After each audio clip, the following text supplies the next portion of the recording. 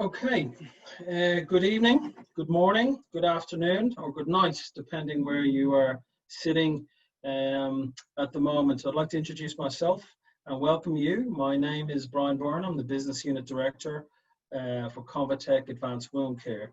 So I'm sitting in my home in Brisbane at the moment, and I know this webinar, the invitations and the RSVPs, we've had 1,500 plus responding to this webinar. So as I said, we have good morning, good evening, good night, because we have those in South Africa joining us, London, Hong Kong, Singapore, New Zealand, and of course, Australia. So I'm very proud to be part of this webinar. I'm very proud to be part of ConvaTec, whom over the next 6 weeks, we are going to be discussing wound hygiene. And we are very fortunate to have Terry Swanson, who is part of this program. And by way of introduction, Terry is a fellow of Wounds Australia, vice chair of the IWII, and one of the first nurse practitioners in wound management in Australia. I think Terry is a well-known name and is recognised nationally and internationally for her expertise in wound management and wound infection. Along with other international KOLs, Terry Swanson was a contributing panellist and is a contributing panellist for the International Consensus Wound Hygiene document. And over the next 40 minutes and over the next 6 weeks, so this part of the 6-part webinar series, we'll be discussing the importance of wound hygiene for improved patient outcomes in this 6-part webinar series. So wound hygiene points. Wound care is in crisis, and there's a call to arms, I think, to change clinical practice. It's definitely required internationally. We're going to go through the wound hygiene definition. It's a new concept in wound care that promotes healing of hard to heal wounds. And ConvaTec wants to be part of this knowledge transformation. And we want to expand and strengthen our wound hygiene solution. So without stealing any thunder, I think some of the issues around wound hygiene and the consensus document, it's a huge health and financial burden caused by delayed wound healing. And I think at the moment, we have more wounds than experts. And part of this webinar, we hope to increase the expertise, knowledge and understanding of wounds and the management, particularly around wound hygiene. So without further ado, I'd like to hand over to Terry. I'd also like to thank you for taking the time to sit down and actually sit in front of your screen. I'm sure you might be getting a little bit jaded, but believe me, the next hour or so and the next 5 weeks will be very much worth it. I hope on behalf of ConvaTec, I wish you all the good health, safety for you and your family. And again, thank you. And I'll hand over to Terry now.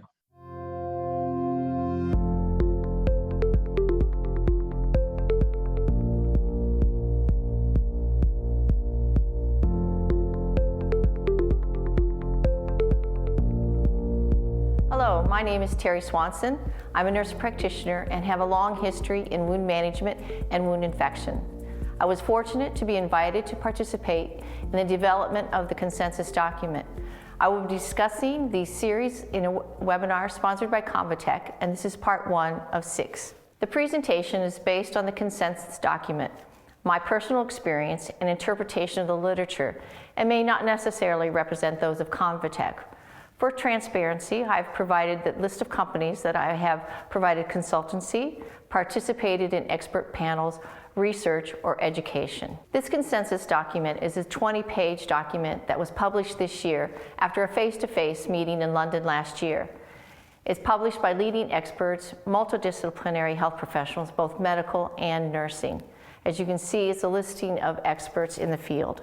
Today, I'll take you through the document, and in future webinars, I will take you through step by step. The outline of the wound hygiene document provides a rationale for the wound hygiene, step 1 through 4, step 1 being therapeutic wound and peri-wound cleansing, step 2, debridement, 3, refashioning the wound edge, and 4, proactive wound dressing management. And then the final webinar will be implementing the concept into practice. The rationale and the importance of wound hygiene for hard-to-heal wounds is in regards to biofilm management. We have used the example of oral hygiene for years, as dental plaque is desiccated biofilm and requires frequent and multimodality interventions to manage it. For example, brushing our teeth twice a day with ingredients that help remove particles from our teeth are also anti-biofilm properties, coupled with the mechanical action of brushing.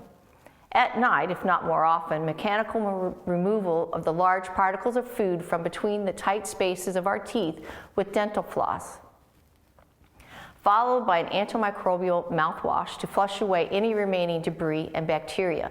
As the biofilm reforms within 24 hours, we start the process again in the morning.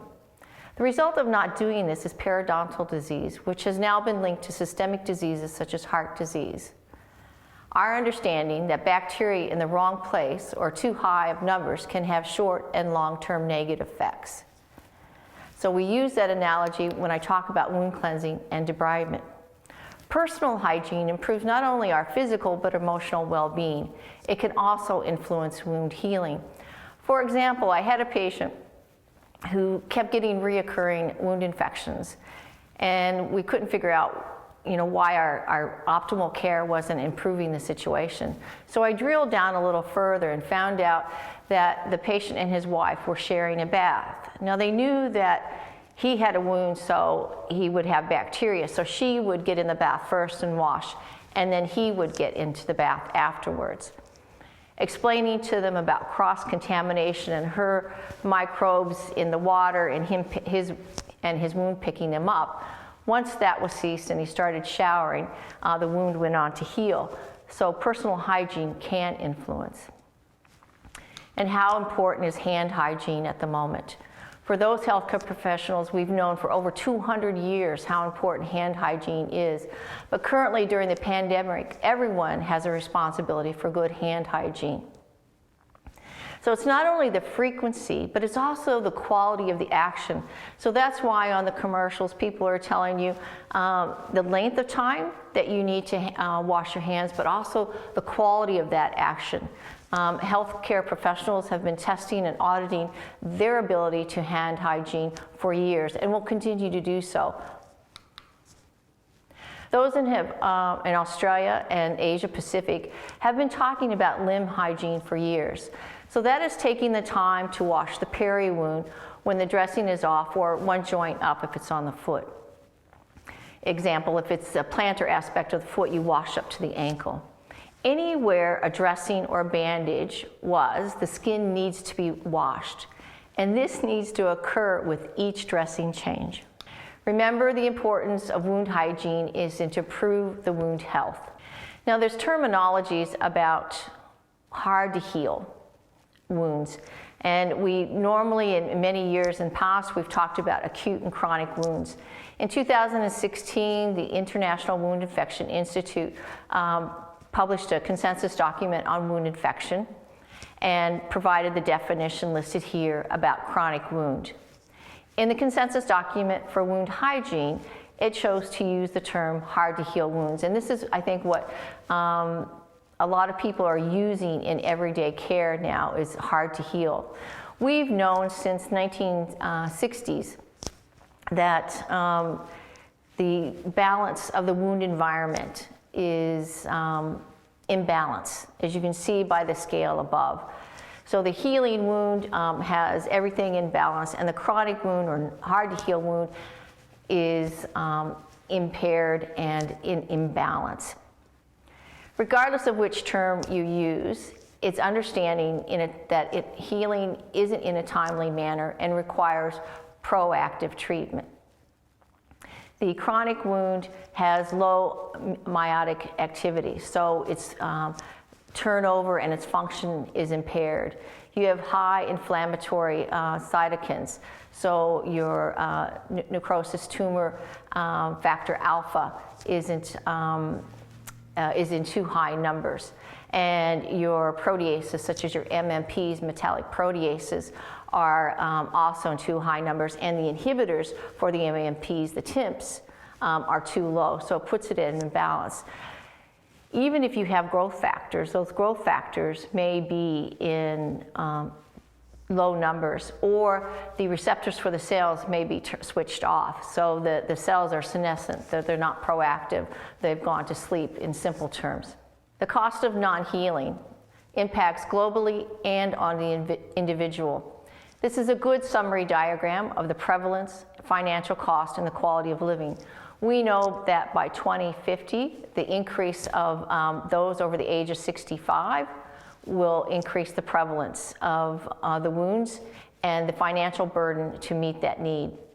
2 to 4% of the health budget is spent on chronic or non-healing wounds or hard to heal. So it has a high impact on health services and where nurses and doctors spend their times in treating, and then the individual cost. So patients who have high exudate or odor often self-isolate, decreasing their quality of living and joy of living. Many times you have increased pain. They have to take medication. They can have side effects of those medications. So to have a wound is not a simple thing. It requires increased time to go to appointments, and the financial burden can be prohibitive for many patients. Biofilm has been determined as detrimental to wound healing since 2008, when multiple authors published about biofilm in chronic wounds, such as Walcott, James, Davis, Barnholt, inspired by the previous insights and work from Costerton. Malone et al. In 2017 have suggested that biofilm is present in greater than 80% of chronic wounds. His further studies, Matt Malone from Liverpool, New South Wales, has gone on to show that it's probably estimated that all chronic wounds have biofilm. So what is it? Well, there's no international consensus about the definition. The consensus document does provide you with this definition, and then you have an animation or a diagram adapted from Percival regarding that planktonic or free-floating individual cells is not a normal state for bacteria. They like to attach and be in clusters or communities, and this is what the wound, the bacteria or the microorganisms strive to do. If the wound environment allows that to occur, then they do cluster and can go into the deeper tissues. Now, I'll have more information when I talk about wound infection for the Wounds Australia webinar in June. So this is an animation. Many people are not convinced that this is how it works within the wound, the chronic, actual live wound environment. They're still trying to work out how the biofilm functions from a laboratory and extrapolate that into the normal wound environment. Now, this slide talks about the wound infection continuum, which is a framework to guide identification and management strategies. The International Wound Infection Institute published this consensus document in 2016, and it's free to download from their website. The updates are in the reference, and this is the first diagram. The first diagram was published in 2008. In the 2016 document, it was updated through a process of Delphi process, literature review, and agreement on the signs and symptoms and the treatment guided for the development of the document. So contamination, colonization, there is not a lot of controversy and good definitions about that. When you get to local infection, there's some controversies about that, and I'll go into local spreading and systemic infection. In the 2016 document, we added biofilm, and you can see the arrows have a point of where intervention is required, and that is based on what wound bed preparation is the crust of. Antimicrobial is an umbrella term. And within this, we have 3 terms. So antimicrobial is a product that is designed to actively or passively kill, diminish bacteria and or other organisms such as fungi and viruses. Within that, we have antibiotic, and that is an agent that selectively works against replicating bacteria. And remember, when you're talking about biofilm, that in the core of that, many times that bacteria is non-replicating, so that's why antibiotics aren't as effective when that matrix is intact. And these products can be administered systemically or topically. Antiseptic is a chemical agent that can be applied topically to the skin or the wound. And the newer generation antiseptics have a low cytotoxicity, and that's what we want, so it doesn't impair the wound healing. But its job is to inhibit the multiplication or actually be bactericidal to the organisms. And disinfectants are non-selective agents, which are broad spectrum, that we normally just use on surfaces, not wounds. Going back to the infection continuum, local infection, the International Wound Infection Institute has divided into covert and overt. So a local infection is contained within the wound. And for covert, they're subtle signs, or what we call the secondary signs. If you suspect that a wound is not healing, and you have these secondary signs, then the treatment needs to be proactive. And that includes therapeutic cleansing as well as consideration of topical antimicrobials. So what are these secondary signs? So as I stated before, delayed healing beyond expectation. You can have increasing odor, but we determine odor after we do the cleansing. There's wound breakdown or enlargement, or there's change or unhealthy granulation tissue. So it could be hypergranulated edematous tissue, friable, which means it bleeds easily, or absent or agranular tissue. And I've got some examples to show you. So this is granulation tissue. Is it healthy granulation tissue? Not robust, so it's uneven surface, it's rather pale. The edges in some parts may not be attached, and you still have some callus formation that needs to be removed. What we hope to see or want to see in our wounds is what we have in the middle photo. So that is a nice even surface. It's got moisture, but not too much. And you can see from the wound edges that they're pearly and it's starting to migrate across over the wound. So that's the epithelium, a few cells thick, starting to migrate across. So that's healthy granulation tissue. What we have in photo C is hypergranulation tissue. So if you use an instrument, you can actually push this tissue down 0.1 to 0.2 centimeters because it's very spongy material. And this is actually is bleeding easily, so it's friable tissue. So it has a heavy bile burden. So that's unhealthy granulation tissue. So it's learning to identify the tissue that you're seeing and documenting that appropriately. So overt, again, it's still local infection, so it's contained within the wound, but we now have the classic signs of infection and the immediate peri-wound. Again, the treatment is proactive, so it's therapeutic cleansing and consideration of a topical antimicrobial. As you can see in this photo, the granulation tissue is not healthy. So it's edematous, it's hypergranulated. Some of the tissue is rolling over the edge because of the edema of that. It's spongy to touch. And there's one little area there that's was a biopsy that is healing because that put that wound into acute healing in that. You can see the peri-wound is slightly fragile and there's too much moisture, some slight maceration on the wound edges. So what are the classic signs and symptoms of local infection?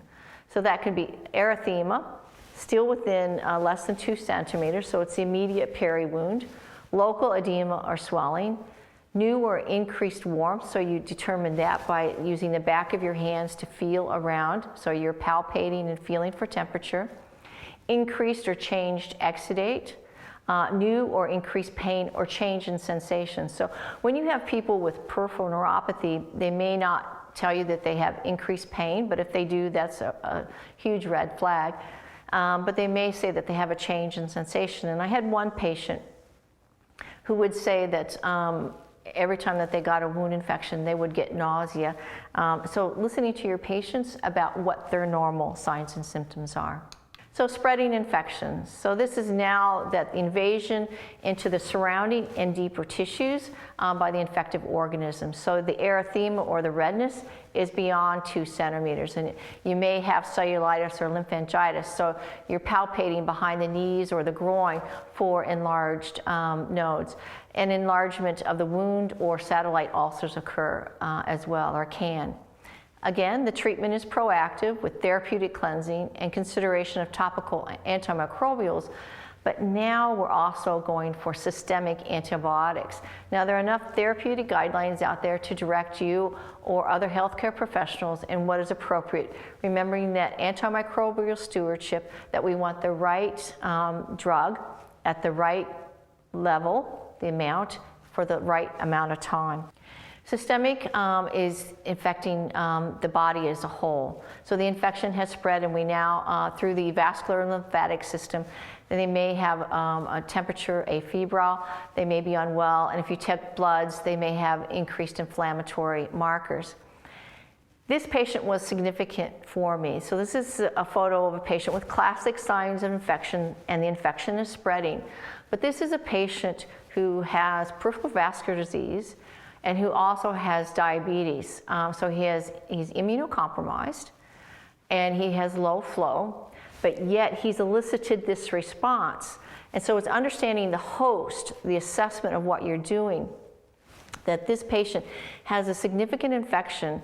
We do not delay antibiotics for this patient. The other healthcare professional wanted to wait until the swabs came back, but this patient was unwell, and we needed to treat empirically, and that's what was done. So this is proactive treatment of therapeutic cleansing, consideration of an antimicrobial, as well as systemic antibiotics. Now, the clinical signs and symptoms of biofilm are controversial. We understand that they delay healing by eliciting a strong inflammatory response. And what we do is try to clear that response. This expert panel, which I was fortunate to be a part of, through a Delphi process, came up with some clinical signs and symptoms. We only had consistent and strong agreement with 3 points, and that was delayed healing in spite of optimal wound management, and there were other factors that were not influencing, such as it had blood flow and it wasn't malignant. That there's failure of conventional antibiotic treatment for some of the issues that I talked about, and it's also recalcitrant to topical modalities. There was some level of agreement about increased exudate, certainly low-level chronic inflammation, low-level erythema or chronic, back to the chronic inflammation, poor granulation tissue, that be friable or hypergranulation. The biggest controversy is the gelatinous material, or what I call surface substance, that material that quickly reforms on the wound bed, and that's why, but it can easily be removed with mechanical debridement, such as a curette or conservative sharp wound debridement or aggressive cleansing. So none of this is validated or consensus amongst all clinicians, but until we can validate that, these are our best signs. And some people just say if you have a non-healing wound, then you have biofilm, because the level of detriment from that biofilm, as we said, is up to 100%. So the same group came up with this step-up, step-down paradigm. The point is to heal expeditionally, not eventually. So if you see the first column, it is sort of a triage thinking that if this patient comes into your service and they have a wound that's greater than 6 months old, or it has threatening their limb or their life, then you need to be aggressive in that. So that's aggressive debridement, topical or systemic antimicrobials. Now, point of care diagnostics may not be in the realm of every clinician, but even if you don't, you need to do the first 3. And you can do this through the triage modality that I talked about. And when we have busy clinics that we have limited time, so we have to maybe bump another patient in order to bring these patients in a couple times a week or at least weekly. It's investing in those first week, day 1 through 4 or day 1 through 7. It's investing and being extremely proactive in the management when they first come into your care, so that you're not 16, 18 months later still dealing with these wounds. You individualize that care based on the patient's preferences, their location. So it's an assessment on the patient, their wound, and their environment. You continue those processes over several weeks, and then you step down that treatment to standard care when they're on a healing trajectory. And then once the wound is prepared, you can then step up to advanced modalities as required. Remembering that the point is early intervention with multiple therapies, effective anti-biofilm antiseptics is the key, as this wound hygiene suggests. So I'll briefly go through the 4 steps. Remember that I'll provide greater depth on each topic during subsequent webinars. The how of therapeutic cleansing, I'll go into great detail because there's a few in which to do it. When, each dressing change. So if you accept the responsibility to do a wound dressing procedure, that means you also accept the responsibility to thoroughly assess, to thoroughly clean. And my friend Dot Weir from the US says, clean it like you mean it. So if you're going to do it, you need to do a job well. What do you do those? Clean the wound with, you clean it with antiseptic surfactant cleansers for the wound and pH body washes with or without antiseptic for the peri-wound. Anywhere that the wound, you have a wound and any area covered by a dressing or a bandage needs to be washed. The importance of peri-wound cleansing is significant. We know that there's a lot of surface bacteria on there. And if a patient's been in compression therapy, say they have a venous leg ulcer, if that limb is not washed when you do the dressing change, then the next person may think that you did it. And I had one patient who went for 6 months before he actually had his limb washed. So you can imagine the state that limb was in. Also, it helps with their well-being. So remember, if you're going to do a dressing procedure, it's assessment and therapeutic cleansing of the wound and the peri-wound. It's not anointing the wound, it's cleaning it like you mean it. So proactive debridement. This is photos I have of before and after. So this, as you can see from this wound, there's some non-viable tissue, there's some surface substance, but with therapeutic cleansing and debridement, it looks much cleaner. There's still a slight band of non-viable tissue, but the surface substance is gone. Now that I know more about wound hygiene, I probably would have been a bit more aggressive in trying to get that more of that wound cleaner, but I've removed all the dressing product, I've removed the excess exudate, and it has a better chance of receiving the dressing, and it is proactive. So our options for debridement are many, depending on your skill set and your environment. With surgical debridement, it's done in this area where theater or operating theater or procedural clinic. You use sterile equipment, have sterile field, scalpel, and scissors. For conservative sharp debridement, this is what many of our specialists or advanced clinicians are doing on a daily basis. This is with sterile scalpels, scissors, curette, or forceps. Remembering that all the equipment used must be sterile. Dressings, autolytic debridement, it's the liquefaction of the non-viable tissue and its moisture management through the actual dressing to use the body's own enzymes for increasing that phagocytic activity. Mechanical, anyone can do mechanical debridement. So this is either using a moistened gauze for abrasion.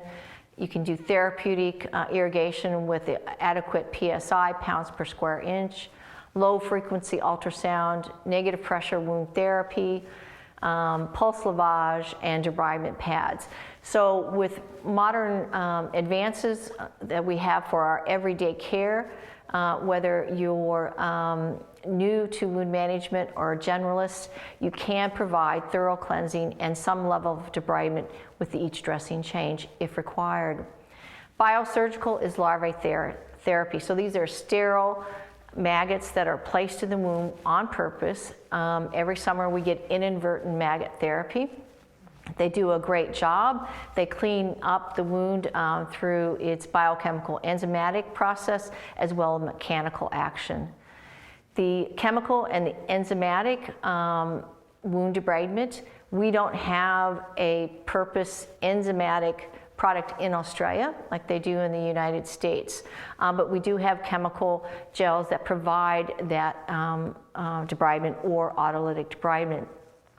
So these options were provided by Wendy White in her chapter in the book Wound Management for the Advanced Practitioner. So just as important as it is to know when to debride, it's important to know when not to debride. So the contraindications are if you don't know if there's inadequate healing, blood supply. So if you don't know if it has healing potential, don't start debriding or adding moisture.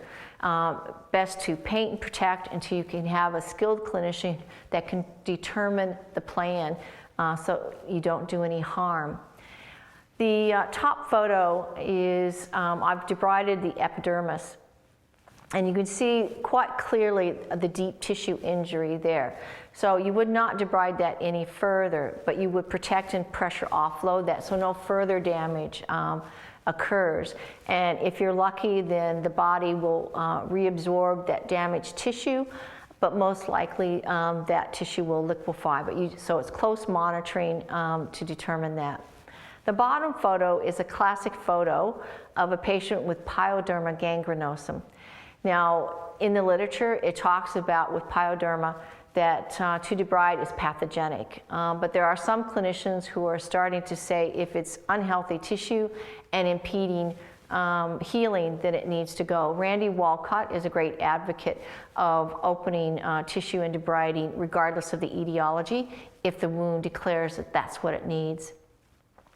Caution with anticoagulants, just understanding that you'll have increased bleeding or may have increased bleeding.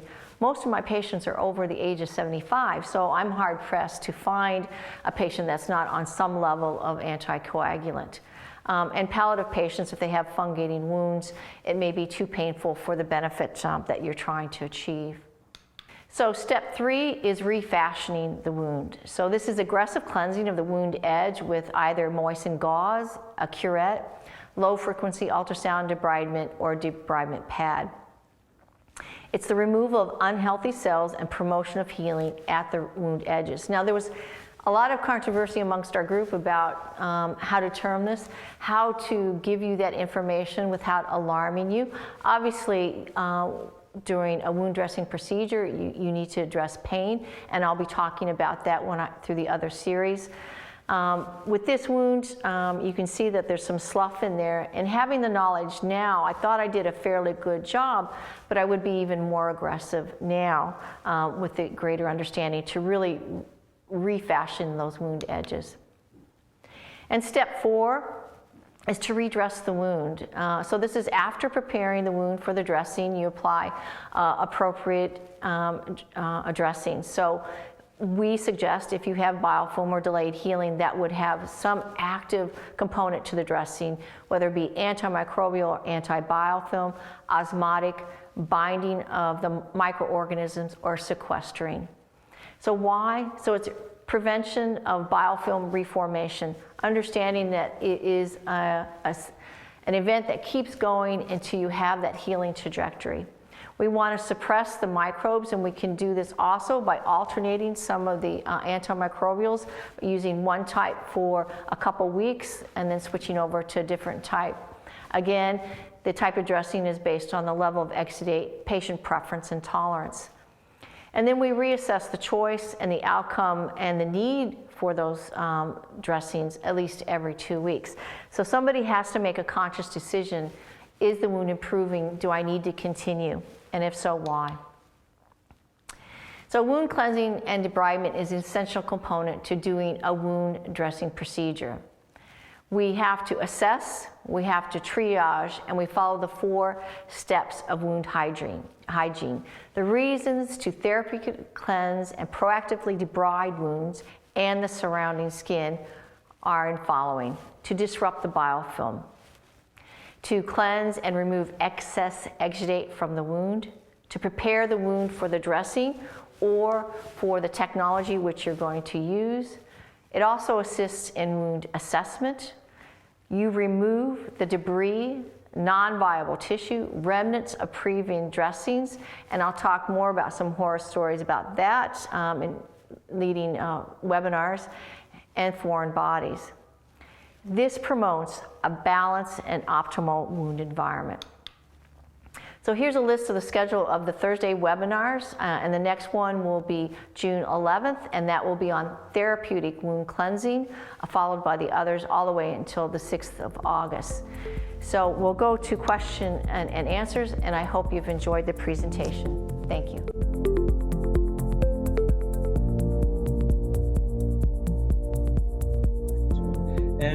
Look, before we go into the questions, one of my takeaways from what you just said is, and I love it, heal expeditiously, not eventually.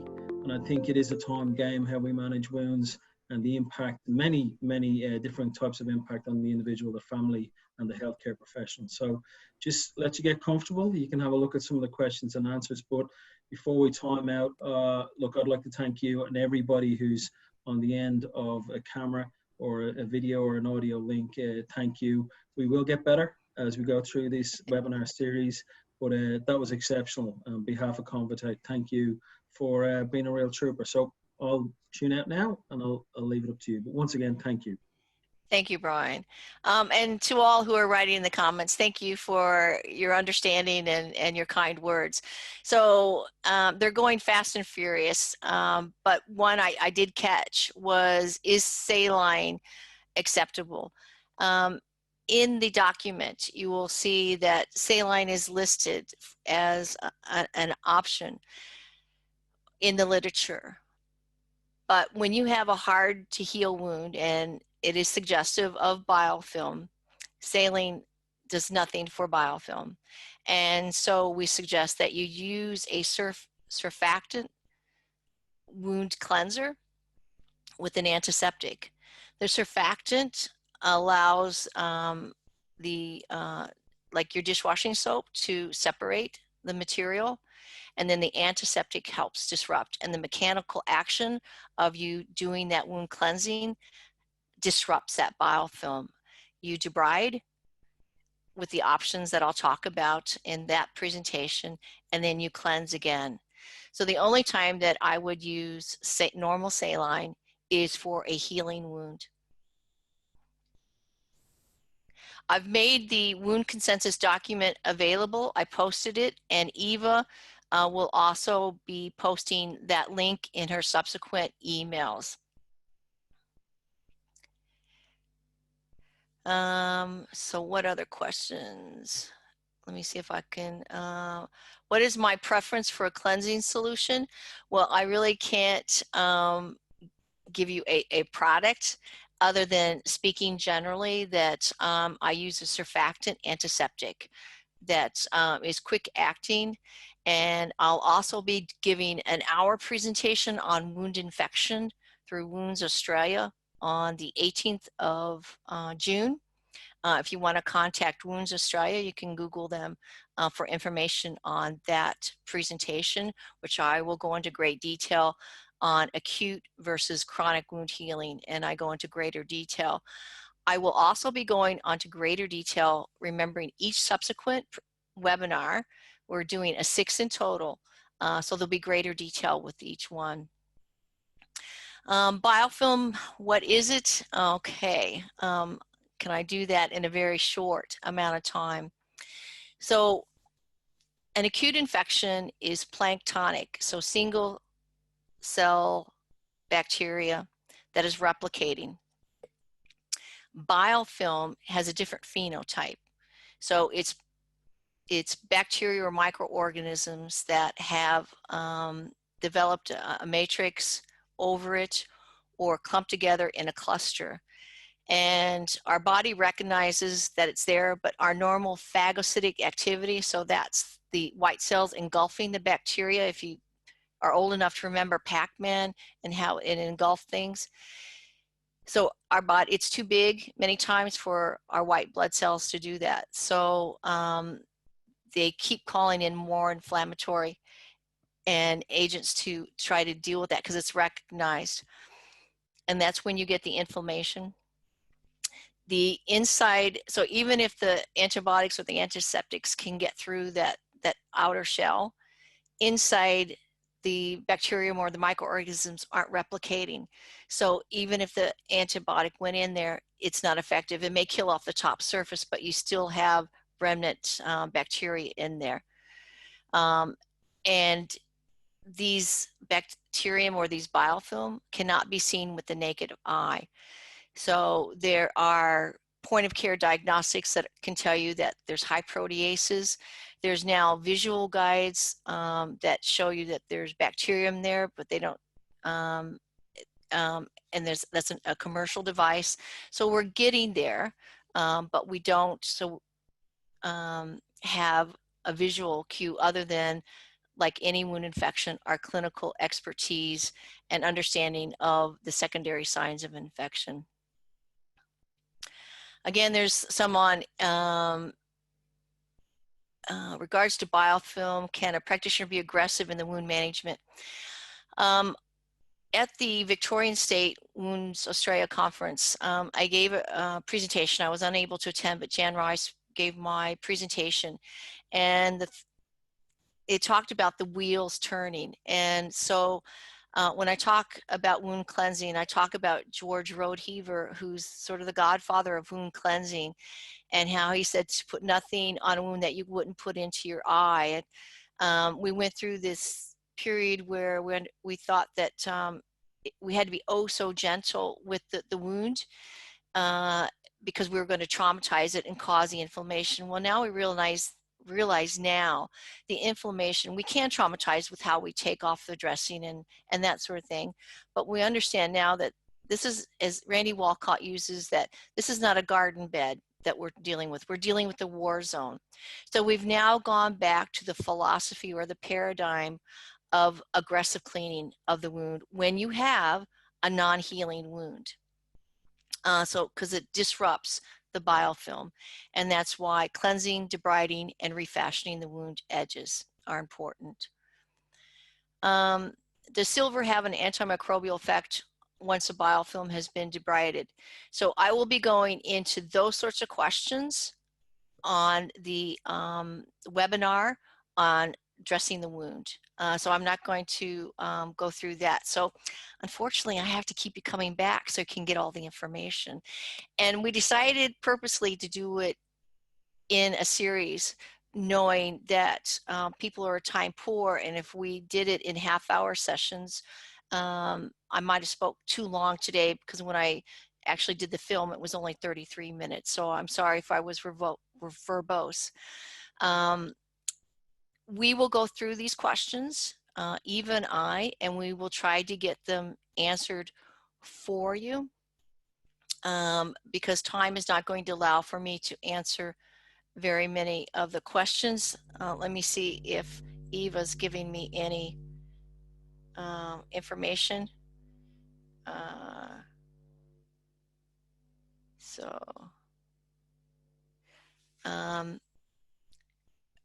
I think it's really to use a pair of metal forceps to really clean wounds, gauze, both dry and moist. The plastic ones don't cut it.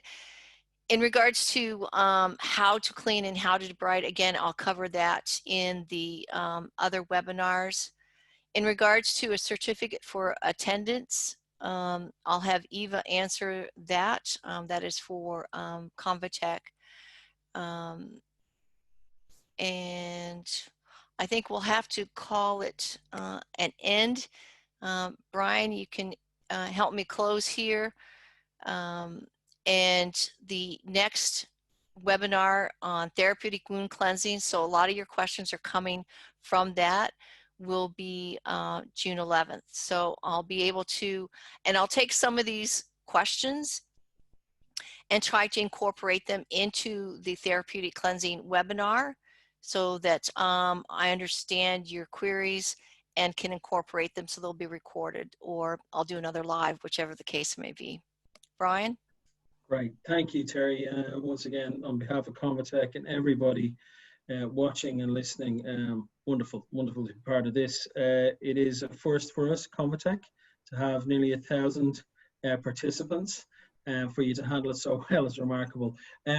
Absolutely, this is the first of a 6-part webinar.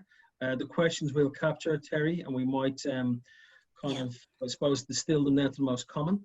What we don't want to do is steal your thunder for the next up and coming, these cliffhangers. What is coming is quite detailed, but once again, to do what you've just done on the fly is remarkable. So I'm a little bit jealous of your presentation skills, I'll be very honest. So I'm a little bit of a fanboy, I'll just tell you right now, but wonderful. Your energy, your humor, and how you've approached it is remarkable. Again, on a serious note, what we're all involved in is obviously a passion of yours and a passion for everybody to take time out, whether it's morning, noon, evening, or night, to do what you've done, which is spend an evening or an hour with us. But it is a passion, and that comes across even through this medium. And you've kind of enthused me to find out a little bit more and probably get up a little bit earlier and work a bit harder in spreading the word. As I said at the start of this, there are more wounds than experts. I think we might have one or two moving towards a little bit more expertise at the end of this, and hopefully at the end of our webinar. So thank you for sharing. Thank you for the passion. Also, thank you for everybody behind the scenes who've disseminated invitations, who've gone through technical, I suppose, baptisms of fire. Thank you very much. And please reach out to your local ConvaTec representative, email, text, Zoom, whatever. We're here to answer your questions or put you in contact with somebody who can answer them. So once again, Terry, I wish you a good evening. I wish everybody on the end of the line all the best health, happiness and safety. And please join us in the next couple of weeks for the next installment. So I wish you a good evening. So thank you so much, everybody. Thank you, everyone, for logging in. Appreciate it. See you next time.